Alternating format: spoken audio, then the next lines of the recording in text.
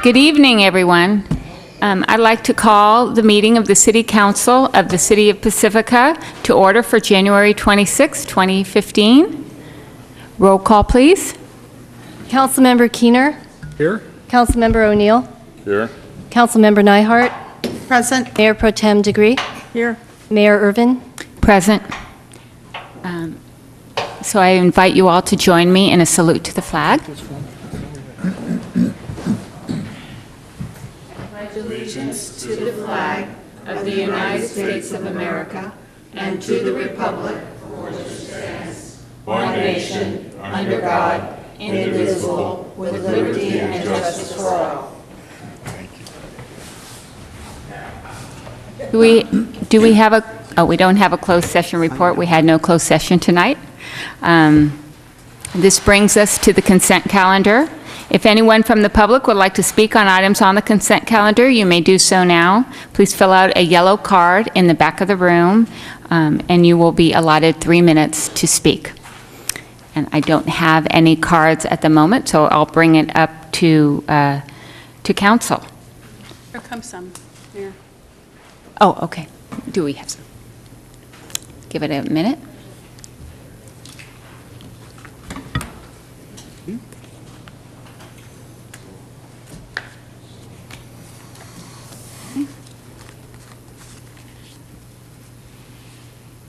Oral communication.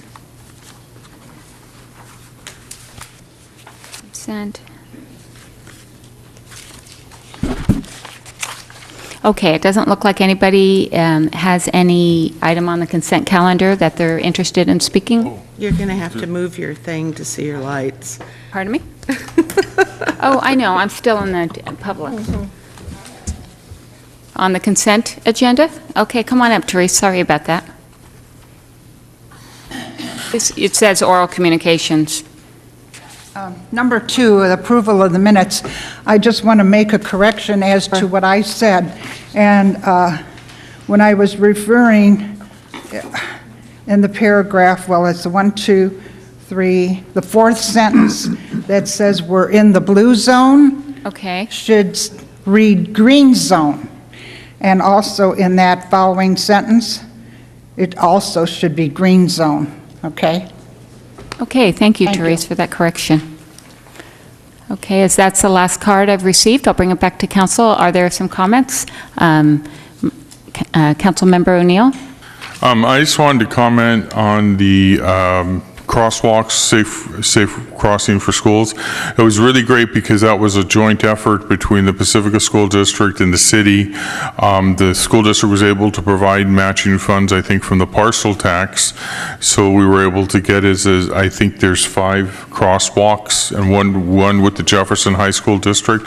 So I just wanted to acknowledge the cooperation and the, different government agencies working together. Thank you, Councilmember. And then I also have a comment from Councilmember Nyhart. I was actually going to comment on the same one, mainly from the City and County Association of Governments standpoint, who manages those funds for the Metropolitan Transportation Commission and others. So I think it goes beyond us, and I'm really glad to see that move forward. Great, thank you for your comments. It really is an incredible partnership, and it's very, very important for our community and our students. So thank you very much for those comments. So do I have a motion for the consent agenda or any other comments? I make a motion to approve. Thank you. Do I have a second? Second. Great. And now, vote. That's voting. This is your light. Tell her that. And that passes 5-0. Okay. Huh? Oh. Okay. Well, I think I know where I'm at. Okay, so now we have a public hearing, introduction of ordinance amending Article 26, Public Utilities, Residential and Commercial Antennas of Chapter 4, zoning of Title 9, Planning and Zoning of the Pacifica Municipal Code. First reading. Staff report, please.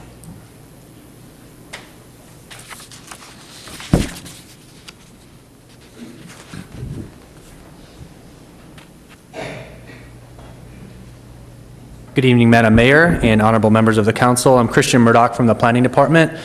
We had requested the council please continue this public hearing after receiving any public input.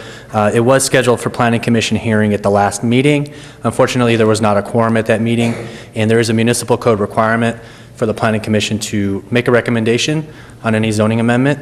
That is scheduled for February 2nd, the next Planning Commission meeting, and we hope to bring this forward at a City Council meeting after that.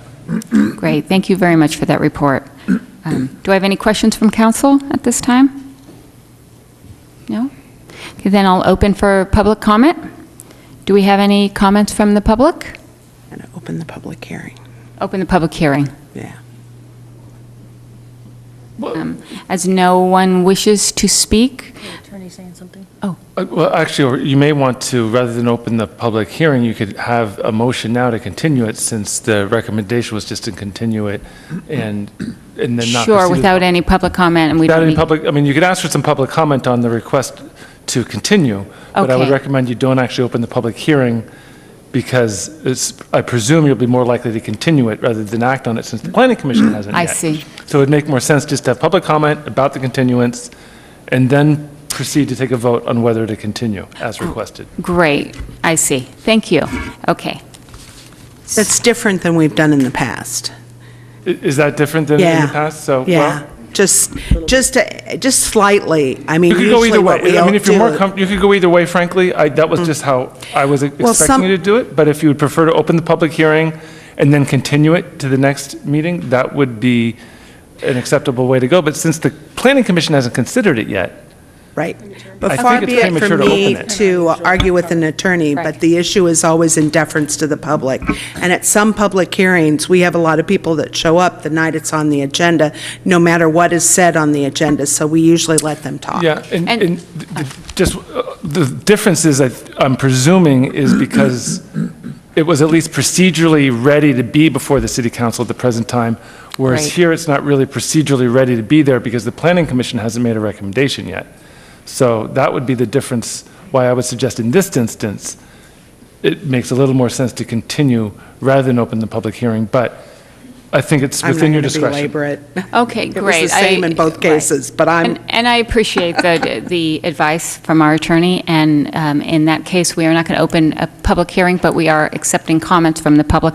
But I don't have any cards regarding comments on this item, so if anybody has any comments they'd like to make regarding this item, please feel free to go and fill out a yellow card and bring it forward. And as I don't have any of those, and I don't see anybody going to the back of the room, I will then bring it back to council. Thank you very much. And so, does anybody have any comments? no, I just Councilmember moved to Nyhart. continue the item till the next, Okay, to February February 23rd. 23rd. Yes. great, thank you. And do I have a second? Second. Okay, and I think we're ready for a vote.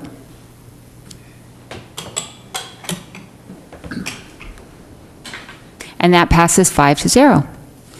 Great. Okay, I can't get some. This brings us to council communications. Would anyone like to begin? Councilmember O'Neill? I just kind of bring a couple things up is, in my capacity as a member of LAFCO, the last meeting, the LAFCO Commission, which is the Local Agency Formation Commission, which looks at different jurisdictional boundaries and issues in the county, voted to do an MSR, which is a municipal service review on the Harbor District, giving their many issues and problems over the past year.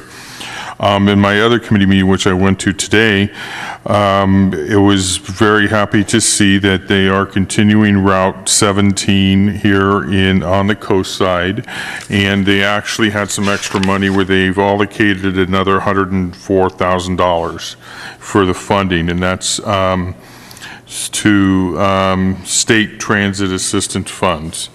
We also voted to continue the subsidy for the Pacifica weekend shuttle up to Devil's Slide.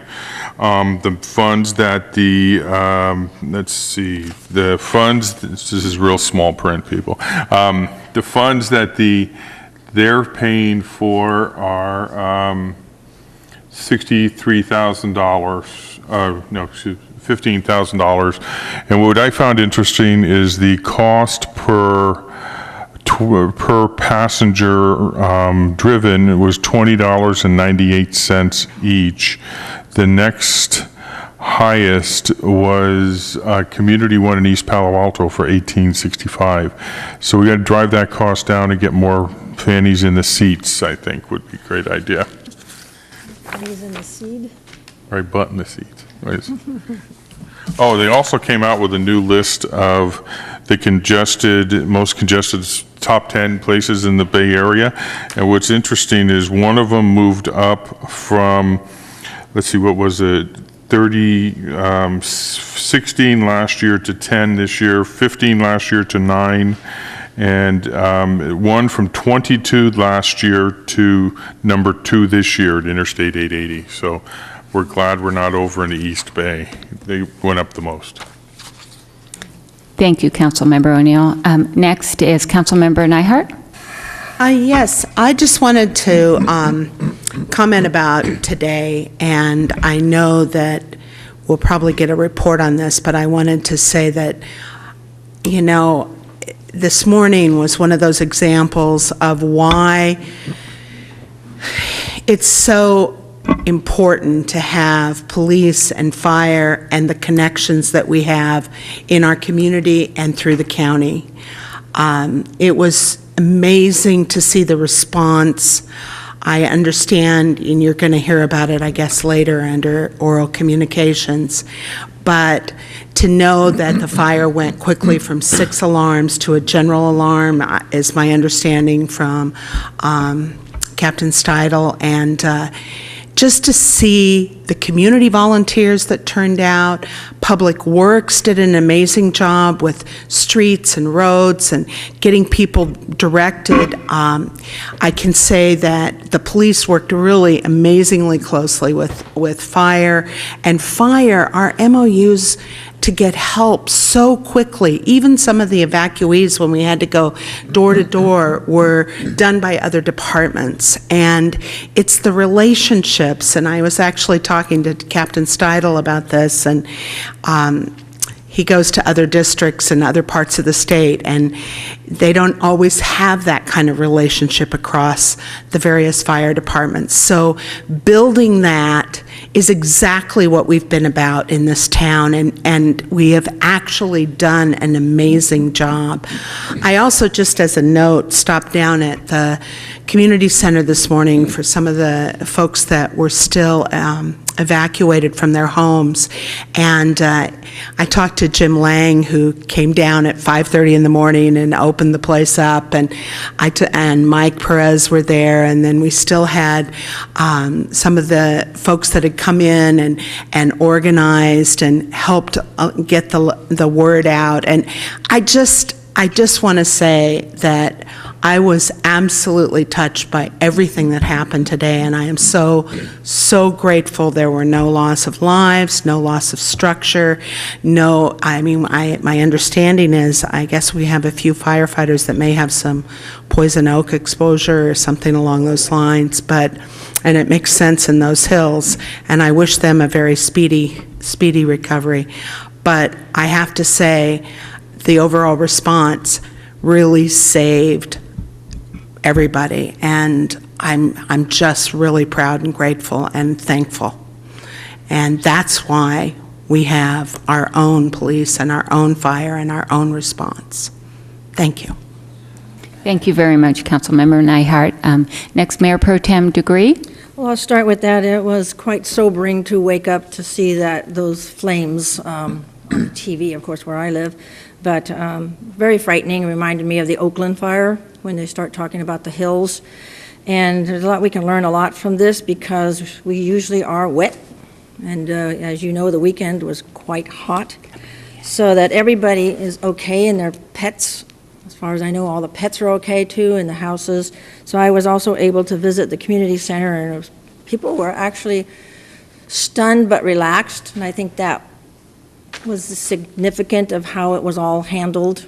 I mean, they were just very, very pleased and extremely grateful to the fire department and the police and everybody else, all the volunteers. So, but it is a sobering thing that, you know, we have hot weather now, and even in Pacifica, we have to watch for how we care for the sides of our houses and fire resistant and all those good things. I have to say, too, I was concerned about morning traffic, and seems that there wasn't a big problem in spite of the commute and also people getting down and a route from Fassler. So well done to everybody. And you can tell that everybody practices a lot. We see the firemen at their fire stations, and it seems like they're all polished up, and that's it. But they obviously practice and are in good shape, because that's a steep hill. So happy that all of you are okay.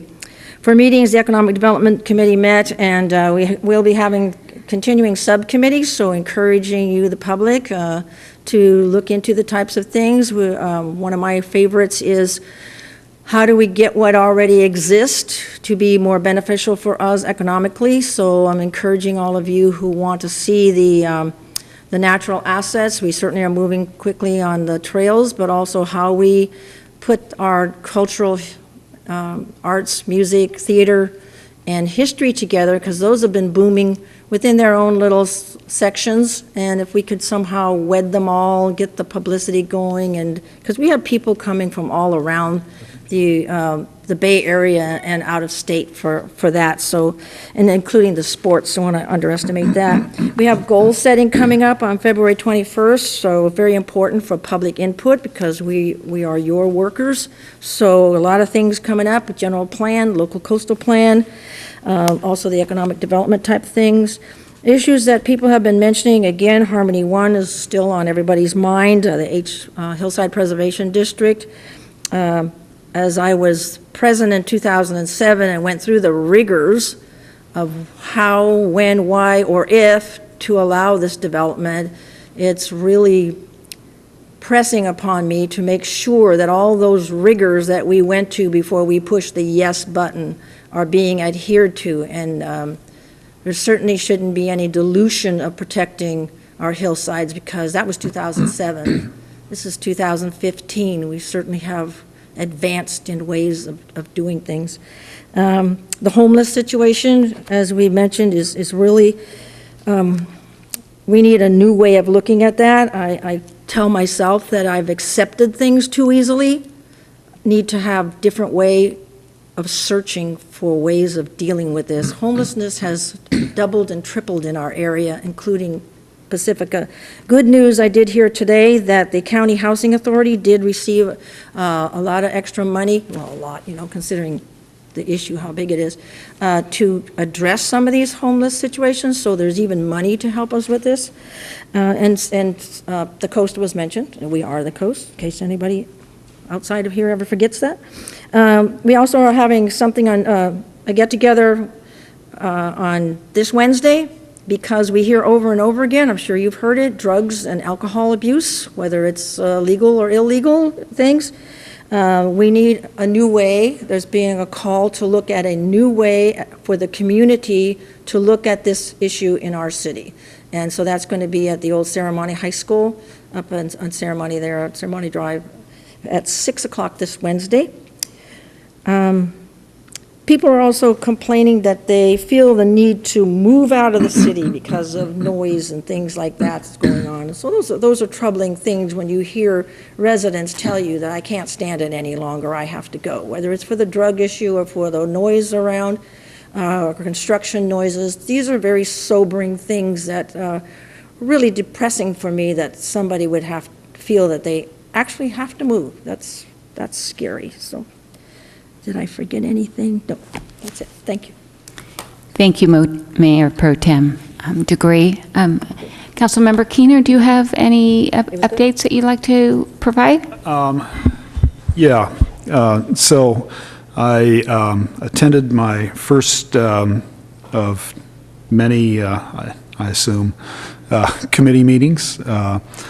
So the Emergency Preparedness Committee, we had an appeal hearing, which I'm told is very rare. The Articulation Committee, which Mike referred to, The League of Cities, which is, not technically a subcommittee, but we went up to that in Sacramento for a few days, and for a newbie council member like myself, it was very valuable.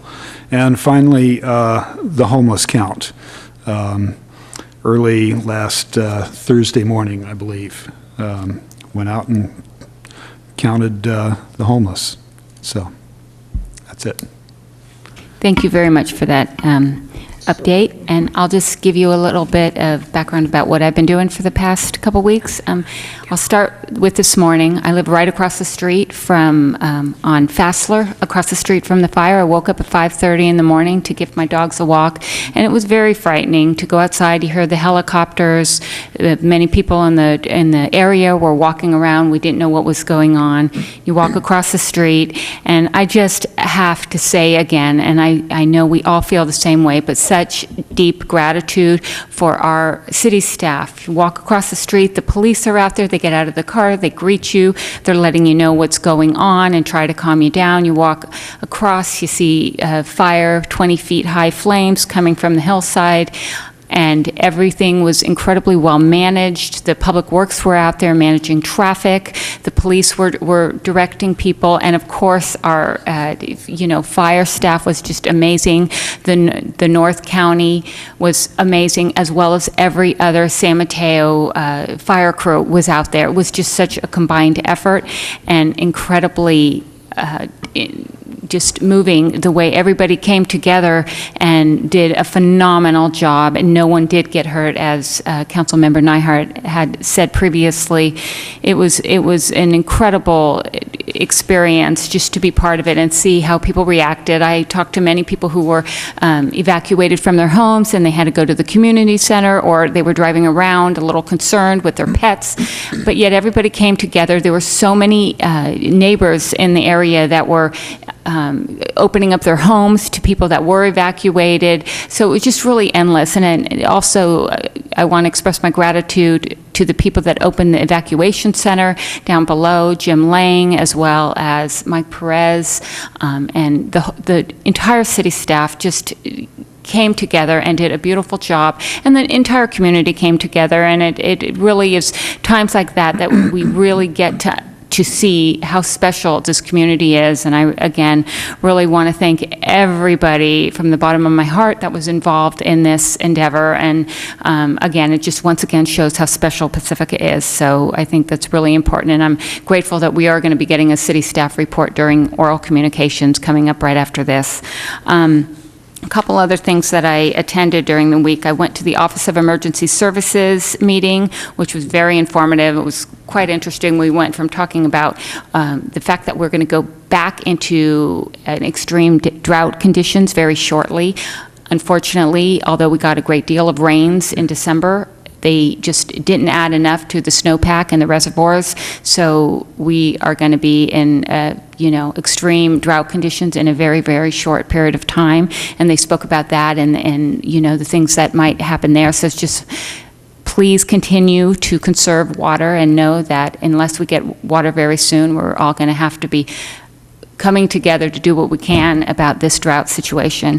And then from the drought situation, they talked about the flood situation and the emergency response in December. And of course, that was quite unbelievable what we went through in December, on specifically December 11th. So they gave a background of some of the cities that were really hurt, including Belmont, South San Francisco, Pescadero, and several others. And of course, Pacifica was also involved in that. And so they gave an estimate of about $3.7 million, and most of that money was a result of infrastructure damage as well as personnel costs. But Pacifica did have some damages reported as well, although the exact number is still coming in, so I don't want to report out on that. Suffice to say that there was, considerable amount of damage across San Mateo County, but at the same time, there were so many organizations that came together, and, they had an MOU with the College of San Mateo, so they were able to hold all the evacuees in the College of San Mateo, which was just a really phenomenal effort again, and they helped many people that became, they could no longer stay in their homes and their trailers. So again, we just continue to see these situations where the community comes together and provides whatever we need to provide for our community members. So, it's important that we realize that we are in this together and we are there for each other, and that's a very important message that I routinely experience as in my role as in council. I also attended and I just wanted to add, I thought it was interesting, out of all the jurisdictions, 8 jurisdictions actually called in their CERT teams, and Pacifica was one of them. So I'd like to do a little shout out for our CERT team. They're an incredible group of people, and very proud that they are always ready to come to the aid of Pacifica when they need to. So thank you for that as well. I also attended a Pacifica Schools volunteer meeting, and we talked about the budget. And we also talked about the fact that serving on the Pacifica School volunteers, it's very important. We don't just serve as liaisons, but we are actually board members trying to bring in volunteers, trying to generate support for more volunteer work. And it's an incredibly important organization. And again, I encourage people that potentially don't have children going to school right now but are interested in education to look into Pacifica Volunteers, to either donate to that organization or to contribute some volunteer hours. It's just, they do phenomenal work and make a true difference in the lives of young children. Let's see, and I also I participated in a tour that was given by the city to a group of Lindemar residents that have experienced some flooding in their homes during December 11th and some other rainy days in Pacifica. And we saw a tour of the pumping station, tried to understand how that worked. And I just want to reiterate again, the city is so concerned and empathizes with the people in our community that are suffering from flooding issues and things like that. And we very much want to come to some solutions in how we can best address this flooding issue and make sure everything is working in the best way it possibly can. And I really, again, want to put out a shout out for our city staff, including Brian Martinez, who gave the tour and is so knowledgeable and gave such an informational and educational tour, and it just very helpful. And I just think it's important that people know that we are all citizens here and we care deeply about what happens to you, because it also happens to us, and we have to come to solutions together. So again, thank you to the city staff for listening to our community in that regard as well. I attended the Economic Development Committee meeting. It was my first meeting, just getting an overview of what they're doing, and we're definitely moving forward and trying to find out other ways that we can enhance our economic development. And I'm very happy to be part of that committee with Councilmember Degree, and looking forward to many more meetings as we go into the future. And with that, I think that ends our council communications, and I'm going to open up oral communications. Here, everyone who would like to speak on items not on the agenda, this is your opportunity to do so. Please fill out a yellow card available in the back of the room. Each speaker will have 3 minutes to speak. At 2 minutes, you will hear a warning, and you will have an additional minute.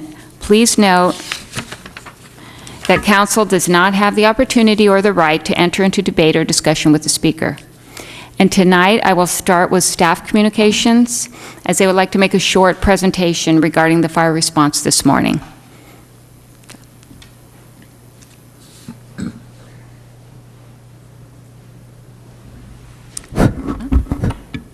Can you hear me? Yes. Good evening, honorable council members. My name is Richard Johnson. I'm the Deputy Fire Chief for the North County Fire Authority. As we are all aware, this morning we had a little event in our community. At about 3:30 this morning, we received a call of flames and smoke behind 1109, excuse me, 1109 Passware. Responding units, when they arrived on scene, found heavy smoke, heavy flame coming from the back of that residence. Immediately, we upgraded the response, and by 6 o'clock This morning, we had a full 6 alarm response. That 6 alarm response equates to over 100 firefighters from 9 jurisdictions, 12 cities within this county, the state resources, and also county. We were able to control that fire in about 4.5 hours, and they continued mopping up that fire until just before dawn, dark this evening, with hand crews from CAL FIRE. There were 2 hand crews up there actually on the ground with hand tools digging and making a trench all the way around that fire. Early on in the fire, an evacuation was ordered for both Rockaway, Upper Rockaway, and Upper Vassar. Those people were directed to go to the community center. And I just must commend the firefighters up there, the police up on the scene who aided in that evacuation, the fact that Public Works was down there assisting with directing traffic, blocking off incoming traffic, and Parks, Beach, and Recreation had the evacuation center running like a top. Got down there was food for the people. Mike was able to put them in an area where the kids had a place to play, the grown-ups had a place to be quiet and separate. They had all sorts of animals down there. Everybody was checked in. No problems with the animals at all. Very calm situation down there. In total, about 55 to 60 people checked into the center. We feel there was more that didn't actually check in. Definitely more people who evacuated who did not go to that center. But we appreciate the fact that people did respond, did leave their homes. I know it's very trying, considering what history has been in other communities and knowing that you've been evacuated and not knowing what's going to happen to your home. We tried to keep people as updated with current information as we could between the police department and what I was getting from the command post. We were able to update everybody. We opened up the areas to be able to go back in at 8 o'clock, but only on foot. And so we had remaining about 6 to maybe 8 people who stayed in the center until 9:30 when we opened up the roads and they were able to get back in there by cars. So, as I said, it was very, very good communications amongst all of the emergency responders. And the fact that the firefighters made an aggressive attack and a quick attack, and we were able to pull those resources in, aided sufficiently, and to maintain no damage to any structures at all, although there were some that were threatened early in the event. Other than that, we just really are pleased that it went as well as it did. Our response was as good as it was, and it worked as well as it was. I agree. The command post was very calm, very well organized, very well directed, and I appreciate the fact that our command staff was able to pull off such a clean event. And again, I thank all the Public Works Department, the Police Department, and PBNR for their assistance and their cooperation, and a great job. So with that, I'll take any questions.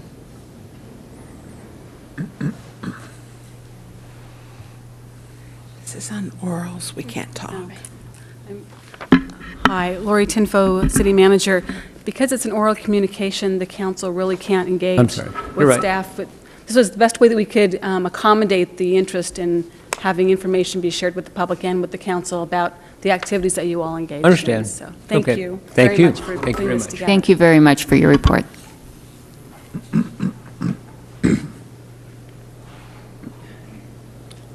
That's it. And more PD? PD. I think one of the staff members would like to add a few more words. Good evening, Honorable Mayor, council members, staff. Just to add to what Deputy Chief Johnson said, police, just like fire, owes much of our success to mutual aid. I want to thank the police departments of South San Francisco and Daly City for coming to our aid at 03:45 hours in the morning to help us with the response to the residents to help them get evacuated in a safe and effective manner. And also, when an event of this magnitude unfolds in our city, the San Mateo County Department of the Office of Emergency Services also stands up, and I want to thank them for their assistance off-site with their support too. Thank you. Thank you very much for that report. Is anyone else going to? Okay. Thank you again. We so appreciate that update from city staff and, again, all that you did today during this emergency in our city. So thank you very much. And so now I'm going to continue with oral communications. And the first speaker I have is Therese Dyer. And the next speaker will be Gloria Stefan to follow. Good evening, City Council and staff.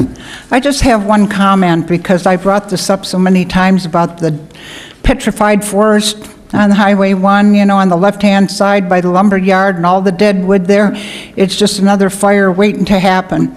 And now we have a code enforcer and still nothing's being done. And I live on Crespi Drive, 1408 Crespi Drive, and I heard about the fire at 5 o'clock in the morning.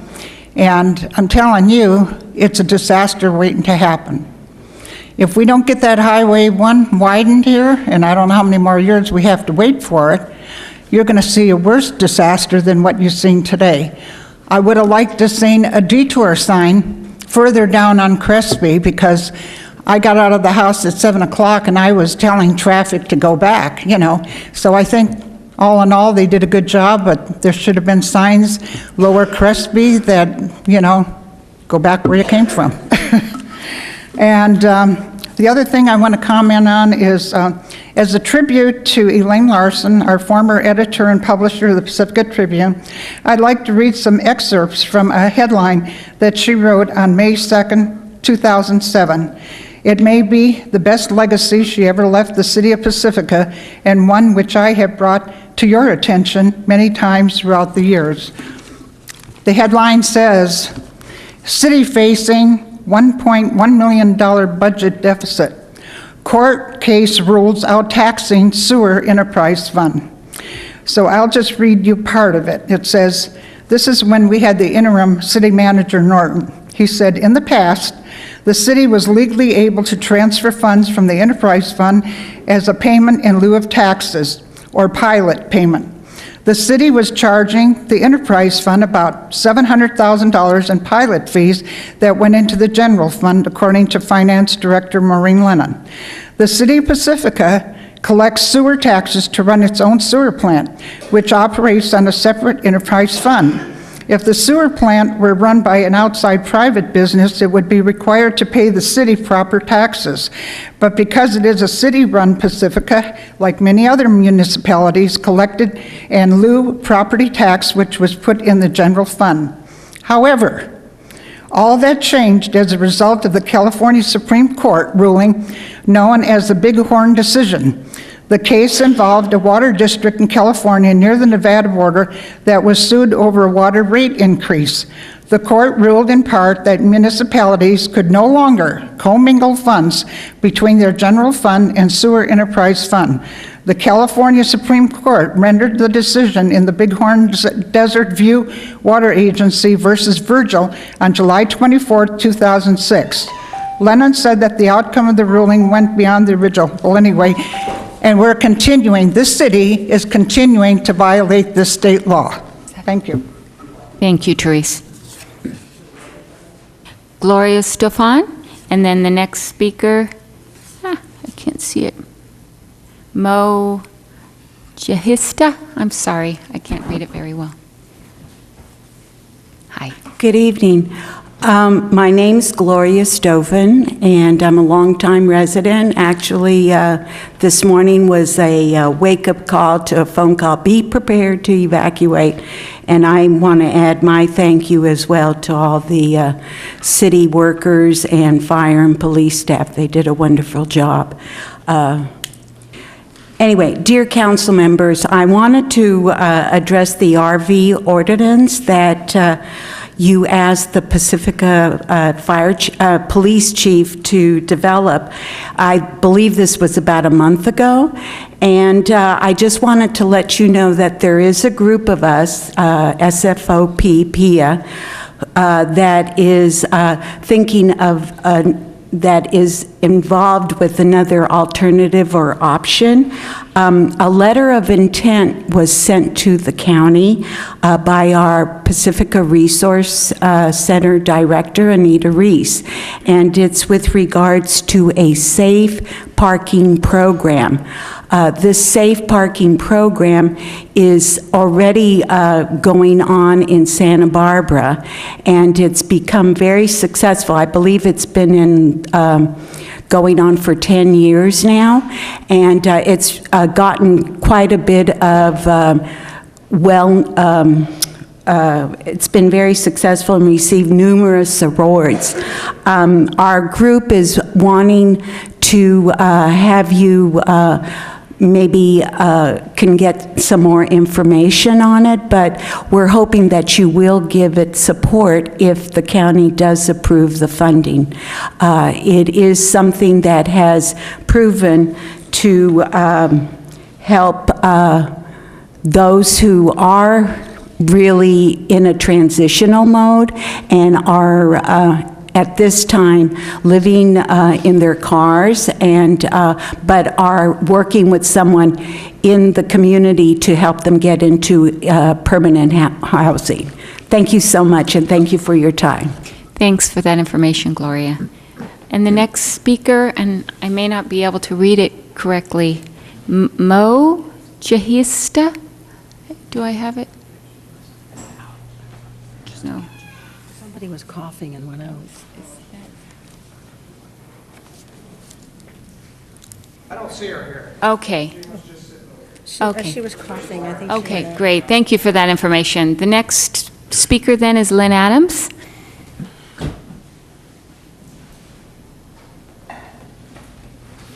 Good evening, Council. Good evening, people. I just wanted to thank you for your service. Again, I think it takes a lot of people working together to keep everything rolling, so thank you for that. I wanted to share that the Pacifica Beach Coalition, we've had a busy month already and a great start to the new year. Over Martin Luther King weekend, we had 100 volunteers come and planted 1,200 plants at Lindemar State Beach, remove some invasive species, and also clean Lindemar Beach. We also had Snowy Plover, or Shorebird Alliance, monitor the snowy plovers, and there were 16 spotted on that day, which is a huge success considering there were only 8 spotted at any day last year. So they came in December, a late arrival, but they're here in force. There were 17 of them, I guess, this last Tuesday. I'd like to thank the Shorebird Alliance for their work in monitoring it and also educating the people on the beach. On that day, there were a lot of volunteers, and so they educated people about where the snowy plovers were. They have been outside of the fence into the beach area, so it's been really nice to have someone positioned there to share because you can't really see them. They look like little snowballs over there. I also would like to say that we had, in addition to those 100 volunteers on Saturday, we had another 95 volunteers come from all over the Bay Area to clean up Sharp Park Beach, Pier, Promenade, parking area, this very parking lot, and also the streets of Sharp Park from Paloma all the way to Clarendon, every street, including all the way to Highway 1, Francisco. They got 4,250 cigarette butts among them. 250 cigarette butts were collected in the new pots that we put out to collect the cigarette butts. 250 were collected in those pots on the pier. In addition, today we just had a team of 15 come from Town School for the boys. Volunteers took them out and had them clean Sharp Park again. We have a Beach Coalition member drive. We also have a tsunami cleanup coming up February 21st and 28th at Lindemar and Rockaway. And we have our Earth Day fundraising, a big event, our surf movie event, where we have Step Into Liquid, which is a very famous surf movie about the greatest waves in the world, the biggest waves in the world, and the greatest surfers surfing them. In addition, we have the world-famous filmmakers who made this movie come to Pacifica. They're going to be here to talk about it along with many of the surfers. And we have a feature trailer about the women who are surfing Mavericks now, the big wave women surfers from Ocean Beach. So this is a nice event coming. I hope everybody can join us. And I'd also like people to mark their calendar for April 18th, Earth Day. Thank you. Thank you very much, Lynn, and also thanks to the Pacifica Beach Coalition. Okay, and I think I saw Mo come in. Jahista, is it? My apologies if I didn't state your name correctly. Hi, I can't believe that there is a speaker system in here, that I am this deaf. Where are the speakers? Is it these vents up here? Good question. Huh? That's mostly for the I don't hear- TV. Mr. O'Neill's the only one that I heard, actually. But you only have 3 minutes, so. A speaker? Okay. All right. I'm here to ask, number one, do the green painted curbs mean anything? Because I took this question to the police department, and they said there should be a sign that says how long you may park at a green painted curb, or it should be painted on the curb itself. It's not.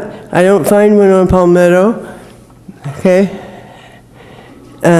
So I was told there by proprietors that the police don't care. They're not enforcing the green painted curb. So the city could save money on green paint if it doesn't mean anything. Right? Okay. Number two, what about the ADA, the America with Disabilities Act? Are businesses allowed to stack all their crapola on the sidewalk in front of their places? What if somebody trips and falls? How is a wheelchair supposed to get by? How is a mother with a stroller supposed to get by? I know that there was one business owner who left town because during the Fog Fest, she was only allowed a certain amount of space to put her stuff out on the sidewalk. And now I see people doing it all the time. So these are just some questions that I have. If you can help me with the answers, I'd appreciate it. Thank you. Thank you very much, Mo. Okay, our next speaker is Roger Medler. Anyway, I think I know what she was talking about with the speakers, is Sue needs to put her speaker to her mouth when she talks. I couldn't hear a thing you said, babe. Anyway, I'm glad to see you did away with that individual speaker stuff. You can't talk to an individual city council member. I know she didn't mention that. I appreciate that. I think that's like saying, oh, we don't want you talking to us. Make it more difficult for you to speak, I mean, that's not right. You're here for the public. You should do what's right, So I went to the city council forum for the city council members, Sue and John, and they said they were going to try to improve the zoning, permitting, and codes. The same old issue is never gets done. I went to the code enforcement. I don't hear nothing from him. So the email I gave you, John, wasn't not to put pressure on you. It was just to remind you that I was, I'm still around. I'm not going to give up. So, and I'll be here again, of course. And anyway, I couldn't figure out. I just wanted to know, since when do you have an investigation over 2.5 months by your chief of police and your city manager department, planning department, over a permit and zoning violation? I mean, is it yes or no? It's not a, oh wow, we should spend a lot of money on investigating this. I mean, do they investigate on zoning and permitting for everybody? You're going to cost a lot of money there. So you wonder where your money's going? And there's still no communication. I mean, don't you want to communicate with us? Come on, let's speak up. Let's talk, all right? And if you want to talk to me, you can call me. All right? Thank you. Thank you, Roger. And the last card I have for oral communications is from Anita Reese, giving us an update on the Resource Center. Looking forward to that.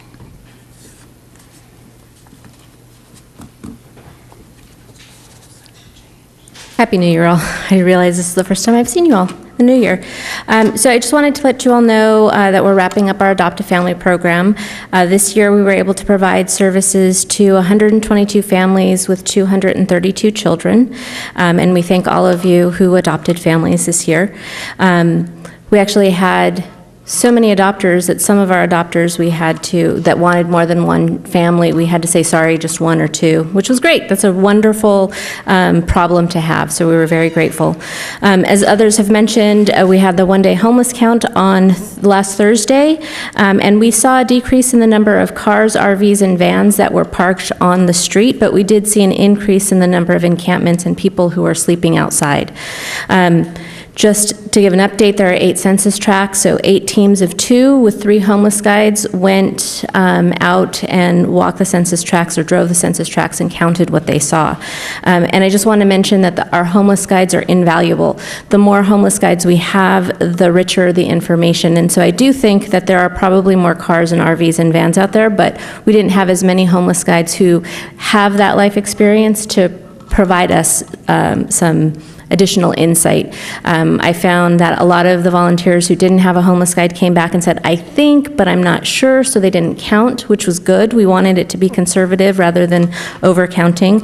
And then as Gloria mentioned earlier, SFOP-PIA and the Resource Center have been talking about a safe parking pilot, and it has gone to the county, and it looks promising. Most likely they will be asking for an RFP to get some folks who can do that work. And so we're hopeful that it will be in Pacifica, and we will be looking to partner with hopefully Shelter Program in the county.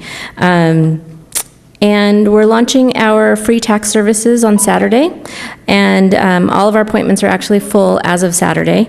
We'll be preparing taxes every Wednesday evening from 4 to 7, and Saturday once a month through April 23rd. And to get taxes prepared for free at the Pacifica Resource Center, household income must be below $53,000 a year. In addition to appointments, folks can drop off materials for us to prepare if they can't wait, if they meet certain conditions. So if anybody's interested in getting their taxes done by appointment or by drop-off, you can give us a call at the Resource Center at 650-738-7470, and we'll schedule it.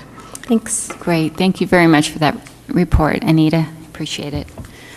I just had a quick question for staff. There was one of the speakers, Teresa Dyer, who brought up the Bighorn decision and transferring of funds, and I was wondering if that could be addressed briefly by staff.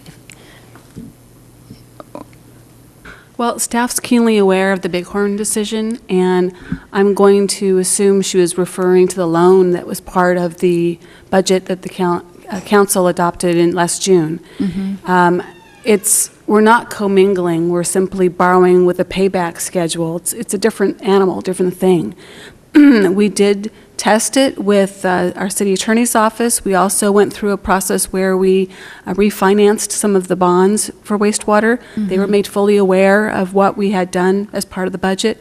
There have been no issues raised by anybody related to the Bighorn decision or any other concern.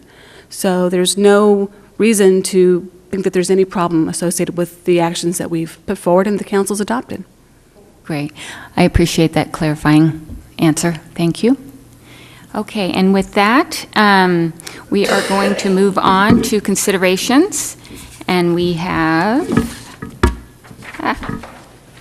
item 6, which is approval of letter of intent to transfer 6 City of Pacifica parcels within San Pedro Headlands to the County of San Mateo. Staff report, please.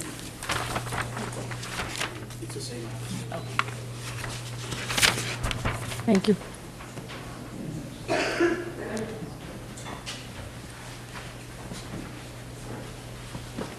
Do you want me to hit the shift? Oops.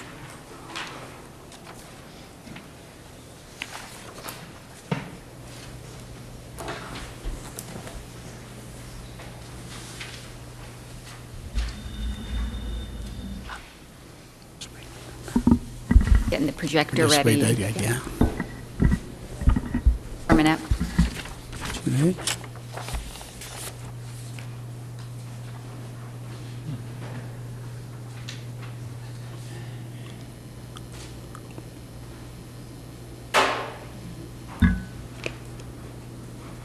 I wonder.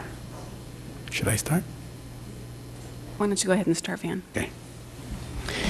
Good evening, Honorable Mayor, members of the City Council. This very nervous gentleman next to me is not really a high school student. He's actually Ryan Marquez. He's our new Assistant Civil Engineer. Ryan is a product of Loyola Marymount University in Los Angeles, where he earned his degree in Bachelor of Science in Civil Engineering. But Ryan is actually local, being born and raised here in the peninsula, and he actually attended Burlingame High School. With that brief introduction, let me turn over the microphone to Ryan, who will present the staff report for this item. Thank you for that introduction, Van. Good evening, Honorable Mayor and Council members. The item before you tonight is for the approval for the letter of intent in order to transfer 6 properties owned by the City of Pacifica to the County of San Mateo. These properties are located within the San Pedro Headlands, just south of the city limit. 5 of these parcels are on the western edge of the San Pedro Headlands and were acquired in the 1990s, while the 6th parcel, which is pointed out right now, was acquired recently through Mr. Tronoff. These properties were acquired for the preservation of open space and for recreational use. The City of Pacifica's original intent was to transfer these parcels to another government agency in order for them to be best managed and maintained. The transfer of these properties to the County of San Mateo will allow the county to act as a lead agency in order for the Pacifica Land Trust to receive more than $1.1 million in grant funding for restoration and revegetation within the San Pedro Headlands. The state of California, through the State Coastal Conservancy, also owns properties within the headlands, and they have submitted a similar letter to the county. The State Coastal Conservancy Board is expected to formally approve the transfer of the state-owned parcels to the county during its March 26th meeting. It is therefore staff's recommendation for the council to approve the letter of intent in front of you tonight and to authorize the city manager to execute the letter of intent on your behalf. This concludes my staff report. Thank you. Yeah. Thank you welcome, Ryan, and thank you very much for that report. Yeah. Honorable Mayor, I just want to acknowledge the presence of Ms. Marlene Finley. She is the Parks Director for the San Mateo County. And also in the audience is Ms. Dinah Verby, along with Ms. Julie Lancel, representing the Pacifica Land Trust. Right. Thank you as well for attending and being here. Do I have any questions from council? Councilmember Neihardt? Just a couple. And mostly it's about timing, because one thing I know that we're looking at this whole area potentially as a priority conservation area. So my understanding from staff is that's moving forward, and we need the county's involvement in that as well as the Coastal Conservancy. That's okay, and I'm getting a nod, so everybody's on board. Question number 2, impact on our trail, because we really want to make sure that that moves forward. We're going to need a collaborative meeting. Is there some discussion along those lines? Actually, more than anything else, it's beneficial to our trail. The map that is shown on the projector right now actually has the trails, if you see outlined there. Yeah. Particularly the Tronoff property will have the trail on it, and this portion here, if we, if and when we get it. Having transferred the ownership, then we can, it allows us, it opens the door to more grants that will enable us to improve the properties for recreation purposes. Yep. Just wanted you to say that. Oh, thank you. Thank you. Thank you. Does anybody else have any questions from council? Okay, I just had a few questions. So do we have, if we were to keep this property ourselves, would we have the resources necessary to maintain this property or do anything with this property? Currently, we are very strapped for resources, as you know. It will still be, we'll be relying on grants just the same, but for us to act as lead agency is going to be difficult because the properties are actually outside the city boundaries. Thank you very much. And back in the 90s, when we originally acquired this land, that money, was that money from our general fund? Was that money from a grant from the, where did that money come from? And in order to purchase this land in the first place? There are grants. Okay. Not city funds, but grants. Right. Great. I really wanted to kind of have that clarified to the public that this, the intention of ever owning this land was to preserve it as an open space for recreational use with the original intent of transferring it to an agency, much like the GGNRA, to permanently preserve it as an open space. Right. And as I understand it, the City of Pacifica cannot serve as lead agency because this area is outside of our city boundaries? That is correct, Your Honor. Okay, and yet the County of San Mateo can't be lead agency because they don't own the land currently? Yes, they can, but, they will only take the role of lead agency if they own the property. Right, so the only way to really obtain this 1.2 million, almost 1.139 million, is in order to transfer this land to the County of San Mateo so they can serve as the lead agency and provide the resources necessary to go forward with the restoration and work that the land needs. In order for us to receive the grant, the county will act as the lead agency. When I say us, it would be Pacifica Land Trust. Great. Thank you very much for those answers. And as I don't have any other questions from council, I'm going to bring it to the public. And the first speaker is, or the first person up is Dinah Verby, followed by Lynn Adams. Thank you. Good evening. Dinah Verby. I am the Vice President of the Pacifica Land Trust. I want to thank staff and particularly the City Manager and Van and Ryan for bringing this item forward tonight. I don't really have a lot to add. I'm here to answer any questions if you have any. I did prepare a brief memo based on information that we had, and I believe I delivered that to staff as well as all of the city council members. We're very excited about this grant opportunity. Some of the background that people may not know is that the reason we got this grant is that there are, and I want to also acknowledge that Lynn Adams is here, and she has been she's been our volunteer coordinator and stewardship coordinator, and she's done a fabulous job.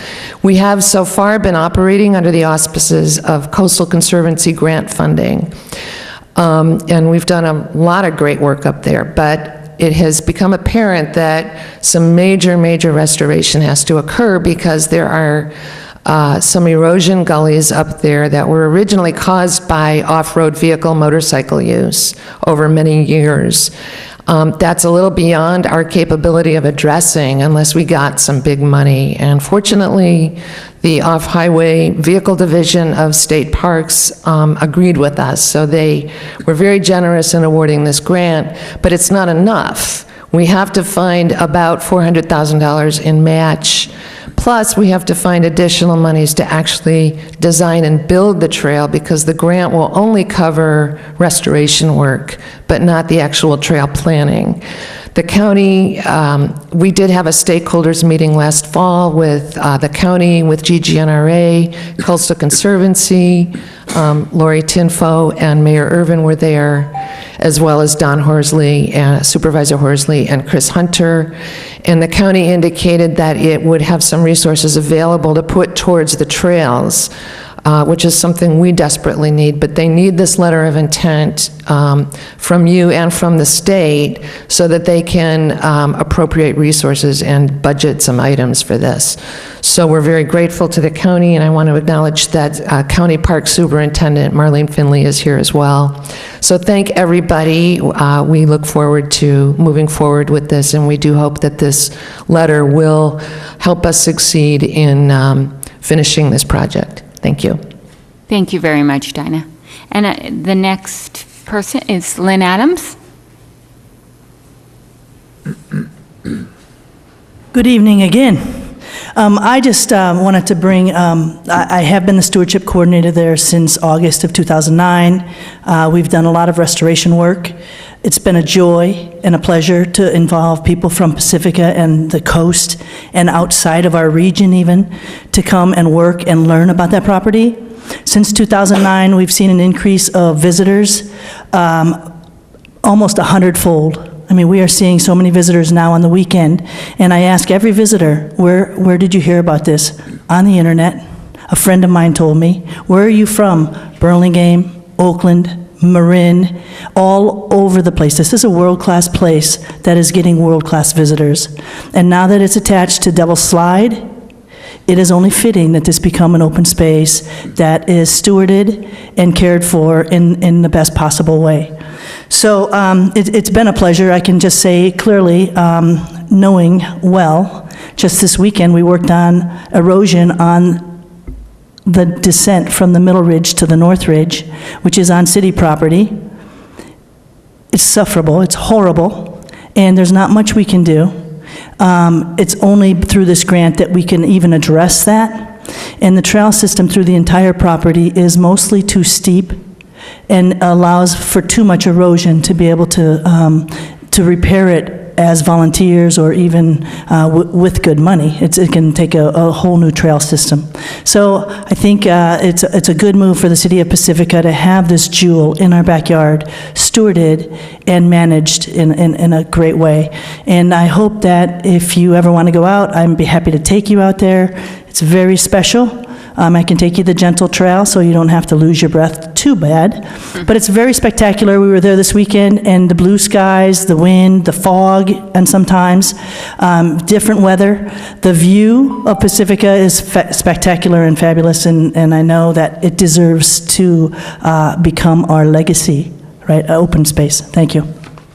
Thank you very much for that. And that is the last card I have, so I'll bring it back to council. And I have a comment from Councilmember Nyhart. Yes, I'm actually ready to make the motion and consider it an honor. I just wanted to make a couple of comments. While I couldn't make that meeting, I have been in support of this since as it's moved along in all facets, including writing the letters of support for that and a couple other grants related to this. I think that most assuredly it's an honor and a testament to the vision of former Councilmember Vreeland, who actually wanted very much to see this trail come forward. And I want the PCA, I want the whole package, I want it all. So these are the steps and some of the steps that we have to do to make that happen. And I am very grateful to the Land Trust for your diligent work, for your efforts on behalf of the city and on behalf of our community. I'm incredibly grateful to the county and coming forward with what timing with such a beautiful Devil's Slide County Park, and then the connection up there. It's even better than what we'd envisioned as a potential with GGNRA. And I just want to say thank you to everybody that when we get all the pieces together, I don't know, I want to collect the money to do a bench up there for Jim. So our former mayor. So thank you everybody. And when you're ready, I'd love to make the motion. And I look forward to still being on ABAG when I can vote on the PCA, on the Association of Bay Area Governments. So. Thank you. And Mayor Pro Tem Degree. All right, it's been a wonderful process to watch this whole thing. It's a long-time watchdog community type of a thing, action. I'm really pleased that it's coming to fruition before we die. So it's really exciting. Well, things take forever, you know. So really, really appreciative and that it's moving forward rather quickly now. Thank you. Do I have any other comments from council members? No? Okay, I just want to briefly say that I was very privileged to be taken on a tour last Friday by Lynn Adams, and I got to see the work that the Land Trust had actually done, and it's just so majestic being there. And I think there are so many people, even that live in Pacifica, that have never been up there. And it is beautiful, and the work that the Land Trust has done is truly phenomenal. It's hard work. They take care of, they build these water trellises, I can't remember the exact name, where they prevent erosion and mudslides from going down on Highway 1. And they're all over the trails. They contour the trails. They restore native habitats. They're doing a great deal of planting there. They make sure that you don't go into trails that are going to invade the natural habitat. It is just incredible, the work that they've done, and I am so grateful that there's an opportunity here, this grant funding, to continue with that work. And it is very exciting with the work that's going on with, potential with Devil's Slide Trail, the connectivity. They're doing a lot of work right now with contouring the trails to make sure that they go in the right directions and they don't hurt anything, and it just fits very nicely with planning of the Devil's Slide Trail. So I think the timing is perfect, and I'm so grateful for the county to come in and volunteer to provide, be willing to take over this land. I know there was talk about having GGNRA take care of it, but GGNRA is also kind of maxed out. They don't have the resources anymore either, so we are really blessed to have the county as partners, and the Land Trust and the Coastal Conservancy, which provided the grant money that we originally got to purchase this land and preserve it for everyone. And I really encourage anybody who has that opportunity, if Lynn Adams is offering her to take you out there, not only is it just majestic, but it is so interesting, the history of that place, and just beautiful vistas all over. You see for miles and miles, and we don't even know what's in our own backyard. So this is very exciting, and I'm very happy that we're here where we are right now. And again, my gratitude towards all the people for the many years that have done so much to restore this area.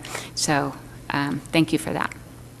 And I know, Councilmember Neihardt, you said you were going to make a motion? Yeah, just one last question. I just want to make sure in the transfer, it just occurred to me that we might no longer, well, I think we could do a joint resolution, because you just need a sponsorship resolution for the priority conservation area, I believe, but I'm sure that probably wouldn't be a problem with the county either.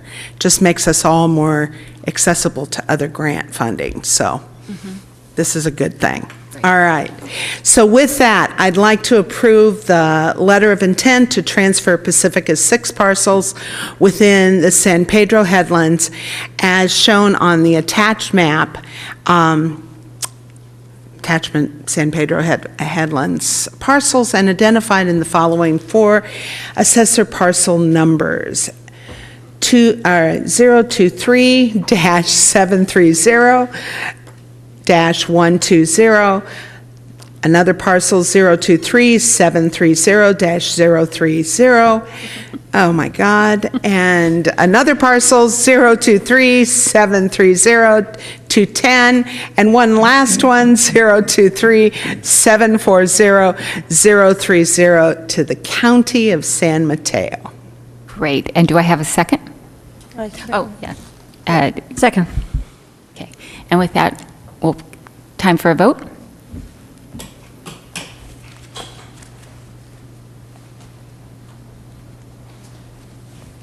Somebody didn't vote?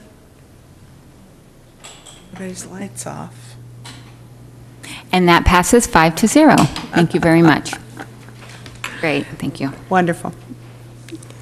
Okay, the next item under consideration is item 7, award of contract to Bay Pacific Pipelines Incorporated in the amount of $1,160,445 for the collection system rehabilitation and replacement projects, fiscal year 2014-2015, Phase 1. Do we have a staff report? Yes, and I do have a PowerPoint to go along with it also. Thank you very much, Honorable Mayor, Vice Mayor, members of council, city manager, and city staff, members of the public here, and also at home. My name is Joshua Cosgrove. I'm the Assistant Superintendent in your wastewater department. I'm also here with my department director, Dave Grom.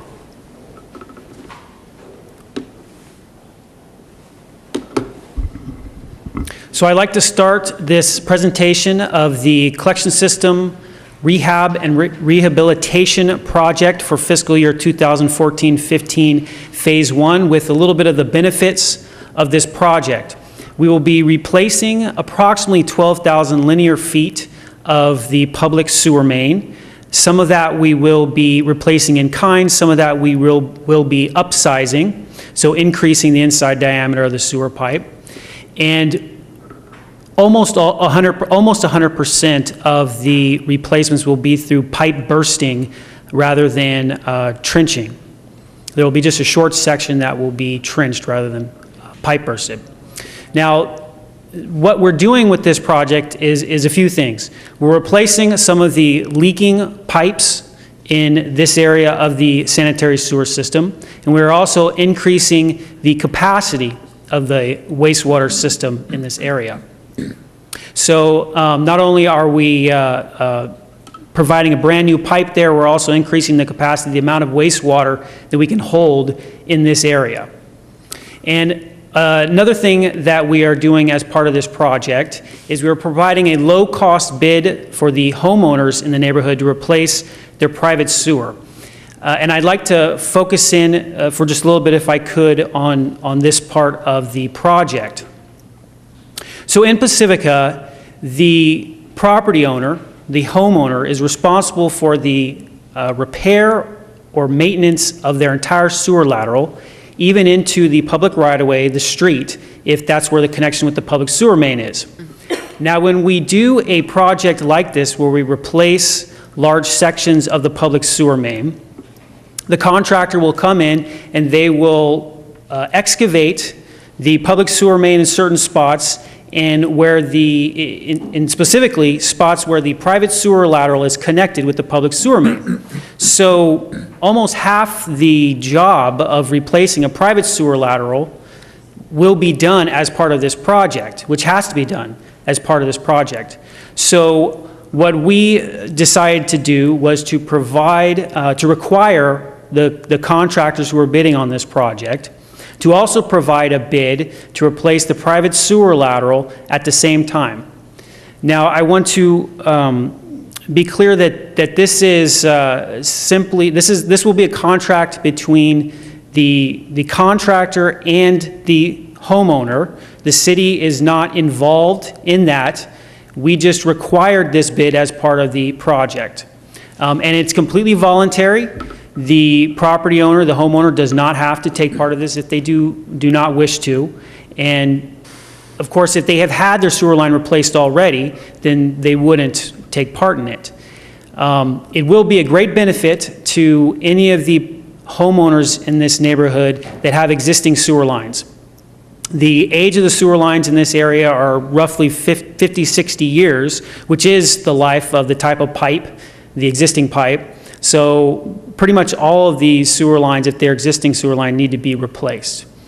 And then we've done a lot of outreach to the neighborhood to provide this information to them, to let them know about this part of the project. We've done letter campaigns. We've mailed letters to the property owners. We also provided a meeting at the community center to anyone that wanted to learn more about it.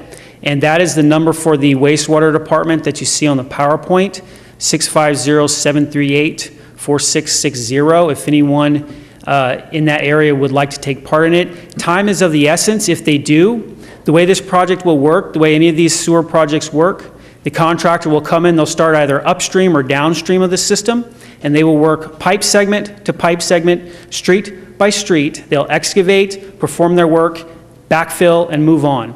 So if any of the property owners want to take part and want to take advantage of this bid, they'll have to contract soon, because once the project starts, it will just be, the contractor will just roll from one street to the next, and if they miss that opportunity, then they will not be able to take part in the bid.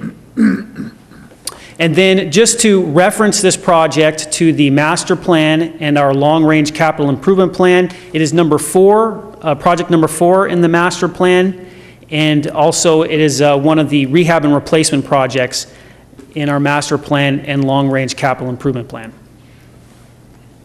I also want to take this opportunity As I mentioned in there in the presentation, we're going to be replacing leaking sewer pipe. And I'm sure some in here, some at home, have seen what a leaking sewer pipe looks, but probably not everyone. And so I want to take this opportunity to show you what that looks like. So if the esteemed city clerk could press play, and hopefully this will work. You can sort of see just from the still of it that how much water is coming in through that joint. What you're looking at, you're inside of the pipe in a camera looking down the pipe, and what you see is water flowing through that joint. That's water coming from the outside into the sewer pipe. You see how much water is flowing there. That's quite a lot of water. Now, this was taken 2 weeks ago when it was not raining. So, and this is in the area where the sewer line will be replaced. So if you think how many joints there may be in this area that are allowing water to infiltrate into the sewer pipe, that's a lot of water that gets into the sanitary system that is not supposed to get into the system. So that's one of the primary things we're eliminating through this project. Now, this is the project area. This is where it will be taking place. So to give you an idea, if I can, I don't know if that's going to work. Well, if you see on the left of the screen, that's the Linamar Shopping Center. Below, on the bottom of the screen, you see San Pedro Creek. Outlined in green is the streets of Montezuma, Navarre, Noriega, De Solo, Flores, Peralta, to Hermosa, Standish, and Dell.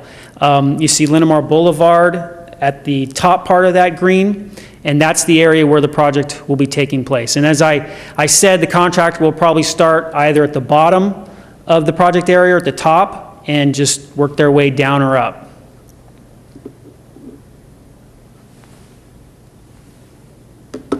So the project bid, we sent contract documents out to 9 companies. We received 7 bids. Bay Pacific Pipelines was the apparent low bidder. They put in a low bid of approximately $1.16 million. The engineer's cost estimate was $1.2 million, so that's a savings of $40,000 from the engineer's estimate. And Bay Pacific Pipelines, they have done work in successful work in Pacifica before.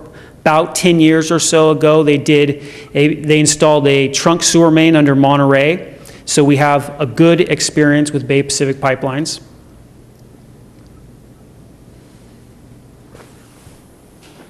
The project timeline. So if you approve this project tonight, it is in the contract that that Bay Pacific Pipelines will start as soon as we issue the notice to proceed, which would come after it's approved tonight. Once that is done, the notice to proceed, they have 120 days to complete the project. Now, we believe they will complete it sooner than that, but they must complete it within that 120 days. And so if the project begins, say, February 2nd, next week, they must complete by June 2nd of this year. And with that, I'm happy to take any questions you may have. Thank you for that staff report. Councilmember Degree, or Mayor Pro Tem Degree, sorry. I didn't have my button on, but now that I do. Yes, and staff always monitors these things, so when we say something's going to be done by June 2nd, I wouldn't want somebody to hurry and then mess it up. So you're always checking at all points, right? Yes, we will have an inspector on site throughout the project. There will always be a city inspector there. Thank you. At least one. Okay, Sounds great. good. Councilmember Neihardt? Yes, just a couple of quick things. So by doing the bid in this way, it effectively gives a discount of a roughly $2,000 for each house's laterals. Because do we have anything left at all in a lateral fund, incentive fund? No, our lateral grant fund has been exhausted this fiscal year. Okay. But this plan still is part of our consent decree that needs to move forward? This project, yes. The project as a whole? Yes. Okay. I wish there was a way to encourage the laterals. And I don't know that there is, and we certainly don't have the money, but have you thought about that? Have you guys, tell me about your outreach efforts. Well, specifically as part of this project, we sent letters to every single property owner in the area telling them, that this project's going on. They have the opportunity to replace their sewer line for a reduced rate. And we provided a public meeting where I was at the public meeting. There was a good amount of people there, probably 50 people there or so from the neighborhood. And we have fielded a number of calls. Brian Martinez, my boss, has been fielding a number of calls of people asking about it. So we're hopeful that we're going to have a number of people take advantage of it. Okay. I just want us to put everything we can into tightening up the whole system, and those laterals are essential, so I appreciate that. Any other things that you're going to do to outreach in that regard, like as the project rolls forward? We will, well, like I said, we'll have somebody on site throughout the project that will be able to interact with the public and try to encourage this as well. What we do throughout the city, so if you just want to look at a citywide effort to get people to replace their sewer laterals, we provide as much information as we can about the age of the sewer lines, and so people have an idea that, if they have an older house, they probably have an older sewer lateral as well that will be needed to be replaced at some point. Anytime we have a service call, so anytime we're called out to respond to a problem, we provide information on the grant program, provide information on sewer laterals and how to replace them. So that's really our effort, and we have been funding the last 2 or 3 years the lateral grant program on the order of $50,000, and if the council wishes to look at that number, increase it or not, we would love to look a little bit closer at that number, maybe provide a little bit more. That money was from a SEP. Do we have any of the SEP left? No, that has been completed a couple years ago. Okay. We have been funding through the wastewater budget, the sewer service charges, $50,000 grant program. So it's a program that runs similar as the SEP did, right. The Supplemental Environmental Program. Right. That was part of the cease and desist order, but it's funded through the sewer service charges. Okay. And just one last question. As all contractors do, sometimes, and I was looking specifically for the language in the contract, sometimes things happen and they run over. I just want to make sure that I want us to tightly oversee the costs of this. How do you handle that and manage it in the contract? Well, the primary way you manage that is by having a really good bid contract documents. Yeah. And we think we have very good, tight contract documents that spells out this costs this much, this costs that much. This is what the contractor's held to, this is what the city's held to, and we believe we have a good contract in place to have a smooth project to keep costs in line. The project, every time we do one of these projects, we learn a little bit more. So when we had the other Lower Lindemar project last year, we learned a little bit from that, and we believe we have good contract documents. Because you do have the changes in work section, but it's kind of the standard section. And yes, it should never happen without our approval, but once you're in it, how do you not, So I just wanted to make sure. Yeah, there will always be something that will come up that will Thank you. deal with. Yeah, great. Thank you. Do I have any other questions from council? And I don't have any cards on this item. Does anybody in the audience want to bring up a card? Feel free to do so now. Okay, and if that's not the case, then I'll bring it back to council. Does anybody have any comments they'd like to make? Councilmember Neihardt? I'd just like to thank staff for once again moving forward on this. I love the video because it so demonstrates how we get from 3 million gallons a day to 20 million gallons a day in a heartbeat. And it also speaks to how our system overflows. I just hate I hate going through the Regional Water Quality Control Board and the consent decrees and all the stuff, but I still want to say that I am very proud of the fact that we are mountains ahead of what's going on in the Bay. When we did our tertiary treatment plant and opened it in 2000, we were one of the early adopters in that regard, and that plant that was about 52 million is about 152 million these days. So thank you, and thank the staff. I really appreciate it, and I'm ready. Mayor Pro Tem Degree? Agreed, and it's nice to see that we're moving forward and that residents get an opportunity to get something done that's absolutely necessary at a cheaper price, so that's good. Comments from council?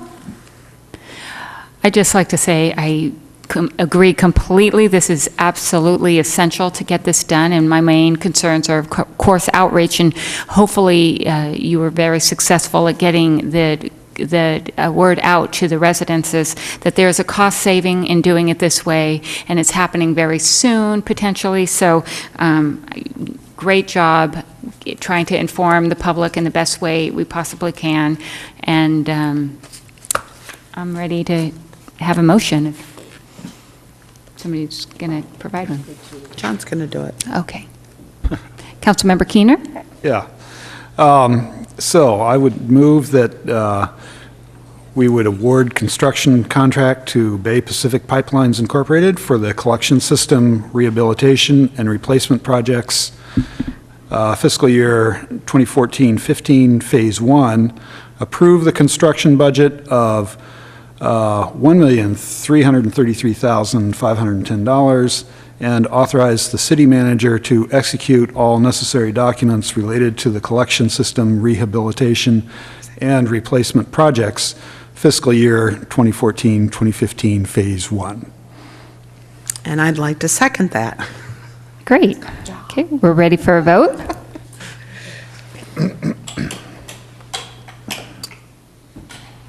And that passes 5-0. Great, thank you. And with that, We're going to do it for Lane Larson? It is. It has been. We did it last time? Oh, okay. and with that, I adjourn the meeting.